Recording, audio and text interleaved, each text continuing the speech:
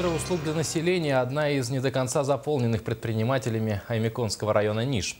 Об одном из предпринимателей, работающим в этой сфере на полюсе холода, расскажет Светлана Поцелуева.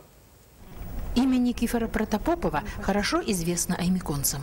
Свою предпринимательскую деятельность он начал одним из первых в 1999 году. Сегодня в хозяйстве Никифора Никифоровича несколько объектов. В числе первых был построен магазин, где кроме продуктов можно купить другие необходимые в селе товары.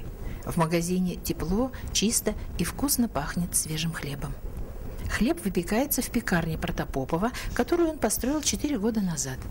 Ежедневно через магазин реализуется 150 буханок зимой и гораздо больше в период сенокоса.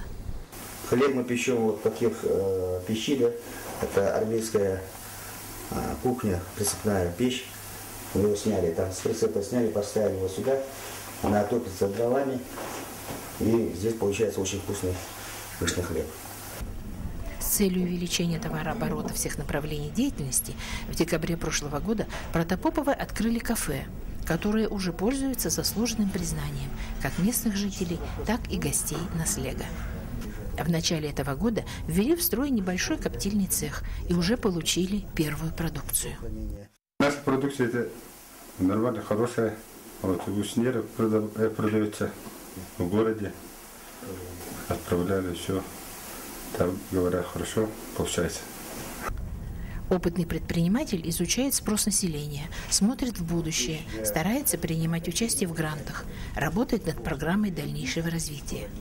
Жизненное кредо Никифора Протопопова – работать, чтобы его дети жили счастливо. Светлана Поцелуева, Павел Комин, НВК «Саха», Уснера.